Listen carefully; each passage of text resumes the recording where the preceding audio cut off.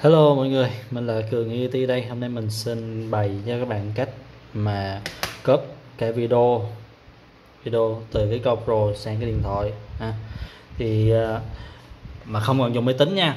Thì thường thì các bạn sẽ copy qua cái app.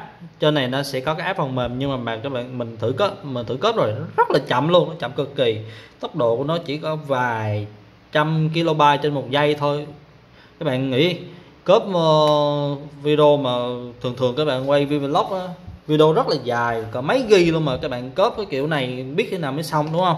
Nên là cách nhanh nhất ngoài cái việc mà gắn máy tính thì đương nhiên nó nhanh rồi, gắn máy tính xong các bạn copy qua điện thoại rất là nhanh rồi. Nhưng có nhiều bạn không có điều kiện có máy tính, hoặc là bảo quên máy tính ở nhà thì chẳng hạn, thì sao, muốn edit trên cái điện thoại liền sao, thì chỉ có cái cách này các bạn kiếm cho mình. Đương nhiên là chúng ta sẽ có một cái sợi dây Type-C bắt buộc nha. Cái sợi dây này phải là sợi dây Type-C này, và sợi dây cổng USB đó, một sợi dây thế này.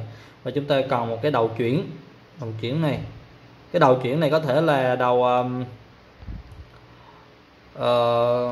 micro USB nha, cái cổng OTG USB, hoặc là các bạn cũng có thể sử dụng.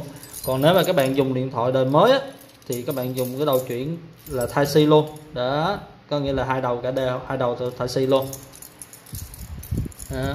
Rất là đơn giản thôi, các bạn gắn vào như thế này,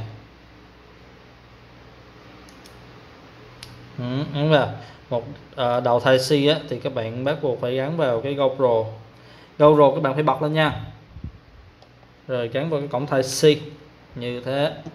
Còn cái đầu còn lại thì gắn vào cái điện thoại. Đấy, mình đang làm cho cái điện thoại rất là cùi thôi, điện thoại cùi vẫn làm được luôn nha, miễn là nó có hỗ trợ OTG là được thôi. Còn cái điện thoại không hỗ trợ OTG là không làm được đâu nha. Đó, nó sẽ tự động nó hiện luôn.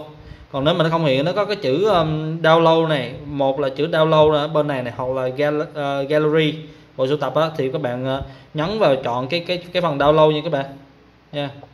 Để coi mình rút ra làm lại thử xem.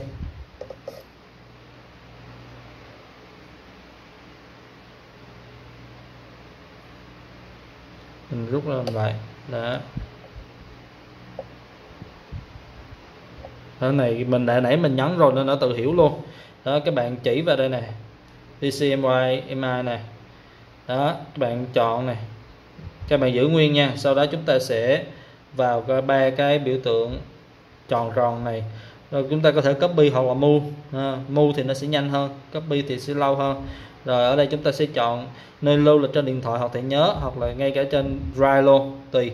Ở đây mình sẽ lưu trên thẻ nhớ này đó, mình có cái thẻ nhớ này và mình lưu đại vào đây đi, mình lưu trong cái rồi copy luôn này.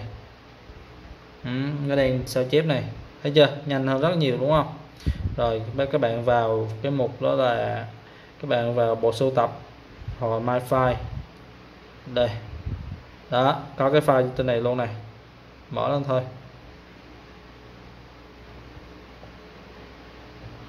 File hoàn toàn bình thường, không bị lỗi gì cả ha. File này là file gốc luôn nha các bạn, chứ không phải là file đã được qua cái encoder đâu, nên là sẽ không thay đổi chất lượng gì hết. Rồi đây là cái mẹo chia sẻ kinh nghiệm của mình, thì chúc mọi người thành công. Nếu clip thấy hay thì nhớ nhấn like và đăng ký kênh ủng hộ mình nhé. Mình là Cường ET, bye, see you next time.